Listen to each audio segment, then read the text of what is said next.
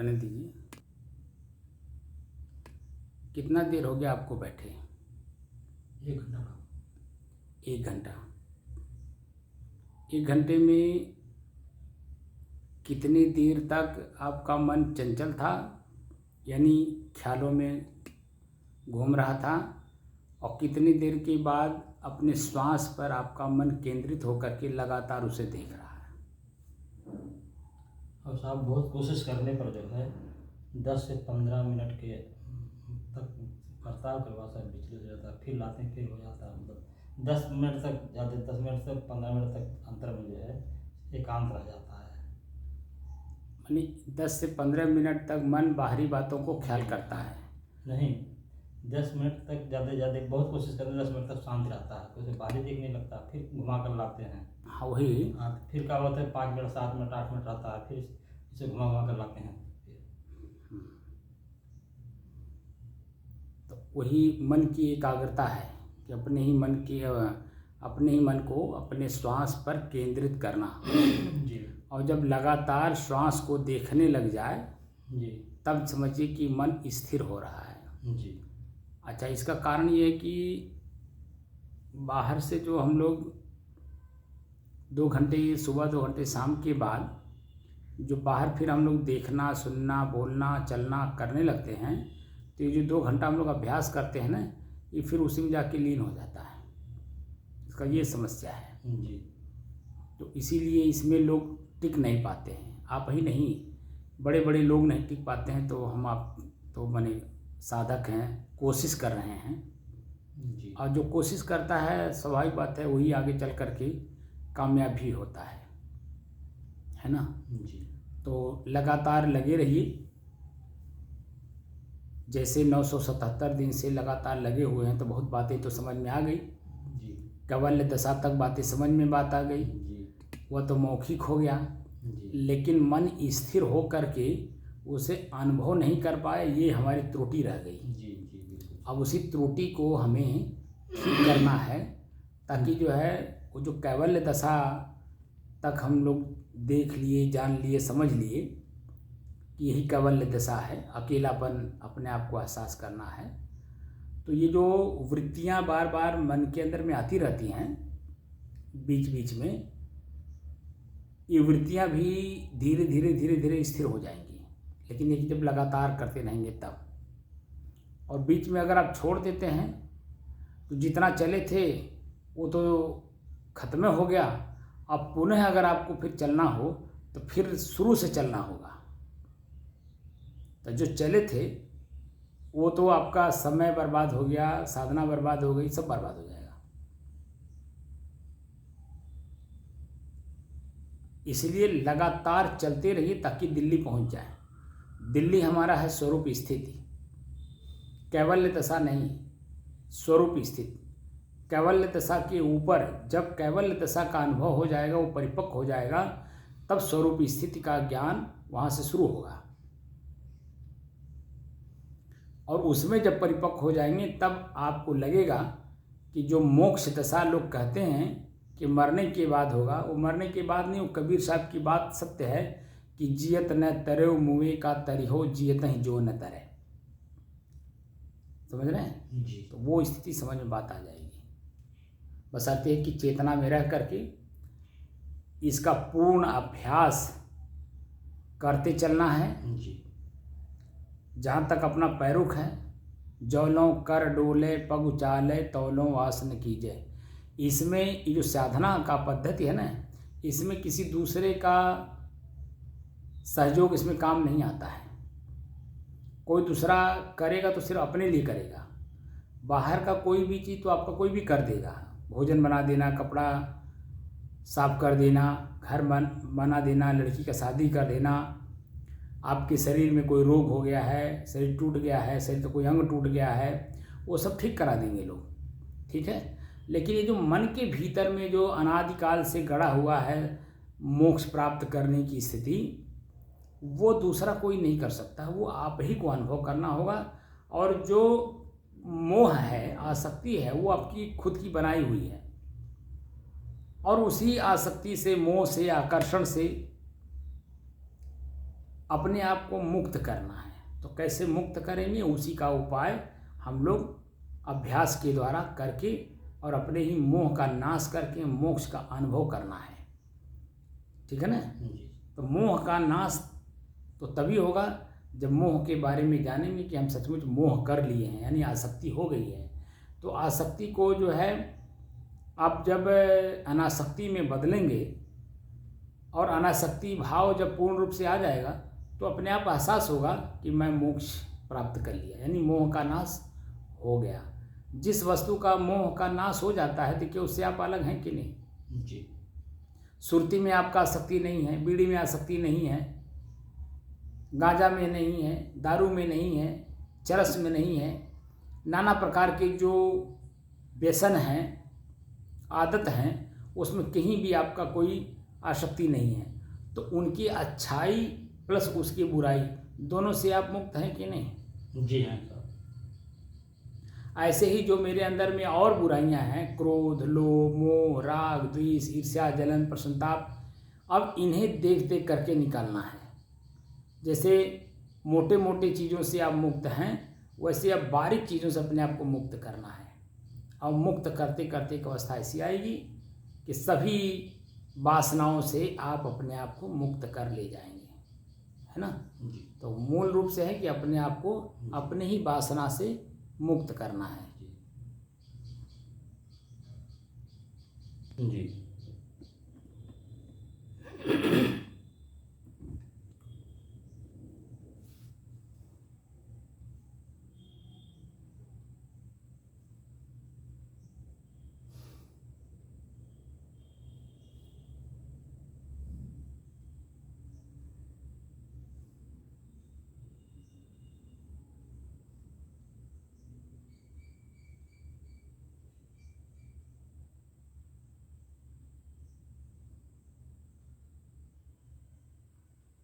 अपने ही चंचल मन को अपने ही बस में करके एकाग्रता, स्थिरता एवं स्वयं अपने आप में शांति का अनुभव करने की दृष्टि से साधना करते करते आज 977 दिन हो गए। तारीख 11 जुलाई सन 2024, दिन बृहस्पतिवार, सायंकाल का समय।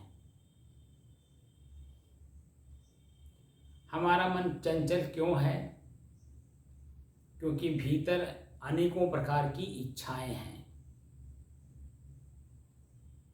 कामनाएं हैं, चाहनाएं हैं, इसलिए मन चंचल है। और इसी चंचल मन को एक चाहना पर केंद्रित करना है, और वो कौन सी चाहना है? मोक्ष। ठीक है ना। मोक्ष रूपी चाहना में अगर अपने मन को केंद्रित करते हैं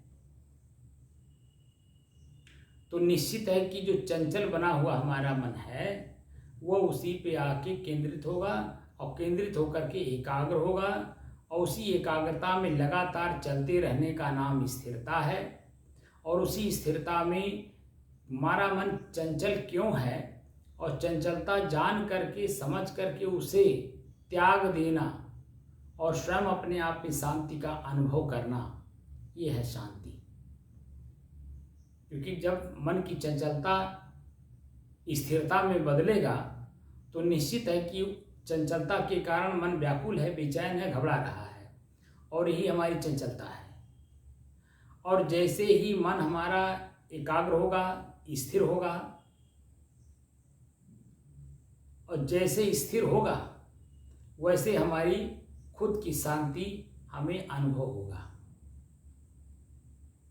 क्योंकि चंचल क्यों है, दुखी क्यों है? चाहनाओं के कारण। चाहना का परित्याग कर दिए, मन स्थिर हो गया। और चाहना जब तक थी तब तक मन बेचैन था, व्याकुल था, घबरा रहा था, और जैसे ही चाहना खत्म हुई वैसे आपका मन अपने आप में स्थिर हुआ। और वही स्थिरता आपको आगे चल कर के शांति का अनुभव स्वतः कराता है, आपको करना नहीं पड़ता है। और वही शांति का अनुभव हम लोग करने की दृष्टि से साधना कर रहे हैं। तो हम लोगों को क्या देखना है? मन को एकाग्र करने की दृष्टि से एक धन अग्र, यानी लगातार एक ही विषय को देखना, उसके अलावा कुछ न सोचना, न कुछ बोलना, न कोई उसके बारे में चिंतन करना, और ना ही उससे अलग कोई चीज़ के बारे में सुनना। वह है मेरा अपना श्वास। अपने ही श्वास पर मन को लगातार केंद्रित करना है, यानी एकाग्र करना है। यानी कि अपने ही श्वास को लगातार 2 घंटे तक देखते ही रहना है। उससे उत्पन्न होने वाले अनेकों प्रकार की जो समय समय से चीज़ें दिखाई देंगी, वह चंचल होंगी और आपको भी चंचल करने की कोशिश करेंगी। जैसे वर्तमान समय में मन बेचैन है, व्याकुल है, परेशान है, अकुला रहा है, घबरा रहा है, अंदर अंदर परेशान हो रहा है। उसका क्या कारण है कि वर्तमान समय में प्रचंड गर्मी तो नहीं है, अग्नि का प्रचंड स्वरूप तो नहीं है, क्योंकि बारिश हो गई है। बारिश होने के कारण नमी आ गई है, लेकिन बारिश वर्तमान में न होने के कारण और सूर्य का अपना प्रचंड स्वरूप दिखाई देना, उससे उमस महसूस हो रही है जी। गर्मी उमस दोनों लेकर के, गर्मी प्लस उमस। जी। तो आप हमारे शरीर को देख रहे होंगे और अपने भी शरीर को आपने देखा होगा कि पसीना से लथपथ हो गया। जी सर, यही मन की चंचलता है। श्वास लेने में दिक्कत हो रही होगी, मन घबरा रहा होगा, लेकिन हमको इस पर ध्यान नहीं देना है। ध्यान अपने श्वास पर देना है कि मेरा मन अपने ही श्वास पर लगातार श्वास को देखने का काम करे। तो जब लगातार देखने का काम करेगा तो मन की बेचैनी, व्याकुलता, घबराहट, अकुलाहट, दम घुटना, गर्म श्वास में गर्मी होना, ये सब अपने आप भूल जाएगा और लगातार अपने श्वास को देखेगा तो चंचलता मिटेगी और अपने आप में उसी श्वास पर ही आपकी स्थिरता दिखाई देगी लगातार। क्योंकि जब हम लगातार किसी एक चीज़ को देखते हैं या एक काम को करते हैं तो पसीना कितना भी हो, भूख कितनी लगी हो, प्यास कितनी लगी हो, ऊपर से गर्मी कितनी लग रही हो, थकान कितनी भी लगी हो, लेकिन जब तक वो काम, जब आपका मन लग गया काम पर, तो ये सब कुछ नहीं दिखता है। सिर्फ एक चीज़ दिखता है कि ये काम कैसे पूरा सफलतापूर्वक हो जाए। इस काम को करने के बाद ही मैं आराम से बैठूंगा, यानी दम लूँगा जी। तो उस समय में देखिए कि जो पसीना है, आँच है, ताप है, गर्मी है, व्याकुलता है, बेचैनी, सब अपने आप में शांत रहते हैं। सिर्फ एक काम में आपका मन लगा रहता है। जैसे खेत में काम कर रहे हों, रास्ता चल रहे हों, समझ रहे हैं? जी जी। उस समय में आप देखिए कि लगातार काम करने से आपकी मनोवृत्ति सिर्फ उसी एक काम में लगी हुई है। बाकी चीज़ें हो आते हुए भी, देखते हुए भी उसमें वो बेचैन, व्याकुल, घबराता नहीं है, क्योंकि मन केंद्रित सिर्फ एक काम में है। ऐसे ही जब हम लगातार अपने श्वास को देखने का अभ्यास पूर्ण करेंगे तो ये पसीना, गर्मी, आँच, ताप, क्या व्याकुलता, बेचैनी, घबराहट कुछ भी महसूस नहीं होगा। ये तो महसूस इसलिए हो रहा है क्योंकि मेरा मन अपने श्वास पर एकाग्र नहीं है, लगातार उसी अपने श्वास को नहीं देख रहा है। इसलिए ये पसीने को भी देख रहा है, इसलिए गर्मी को भी देख रहा है, इसलिए श्वास लेने में जो गर्मी है, दिक्कत महसूस करा रहा है, इसको भी हम देख रहे हैं। मतलब मन का एक जगह पर लगातार स्थिर न होने के कारण मन बेचैन है, व्याकुल है, घबरा रहा है। और जब वही एक पे लगातार वो स्थिर हो जाएगा तो बेचैनी, व्याकुलता, घबराहट अपने आप होते हुए भी आपको महसूस नहीं होगा। और ये प्रतिदिन का सभी लोगों का अपना अनुभव है काम करने वालों के लिए। जो काम नहीं करता है वो तो सिर्फ गाल बजाता है, इसीलिए जो भी उसके मन में उत्पन्न होता है वो बोलता रहता है। उसके मन की बुद्धि की चतुराई और चालाकी दिखाई देता है, न कि अपने काम के प्रति स्थिरता दिखाई देती है। इसीलिए देखिए कि वो बेचैन है, व्याकुल है, घबरा रहा है और भीतर से भयभीत भी है। लेकिन जब आप उस दृष्टि में नहीं हैं तो आप उसके सहज स्थिति को समझ लेते हैं कि ये अपने आप में स्थिर नहीं है, इसीलिए इसकी चंचलता प्रकट हो रही है। तो आप अपनी स्थिरता को बरकरार रखते हैं और यथास्थिति बनाए रखते हैं। तो हम लोगों को बस यही करना है कि अपने ही श्वास को लगातार 2 घंटे तक देखते रह जाना है। तो बेचैनी, व्याकुलता, घबराहट, दम घुटना, जो कुछ भी हमें दिखाई दे रहा हो वो दिखाइए नहीं देगा। बस सिर्फ एक चीज दिखाई देगा, वह मेरा श्वास और कुछ नहीं।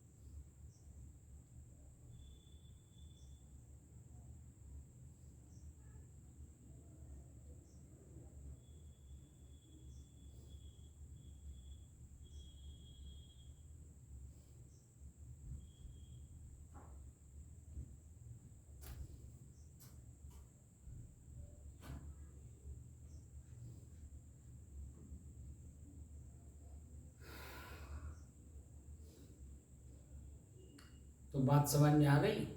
जी। लगातार चेतना में रह करके अपने ही श्वास को देखना है और उसी में देखते देखते स्थिरता अनुभव करना है कि उसके अलावा कुछ हमको ख्याल स्मरण नहीं हो रहा है। ठीक है ना जी।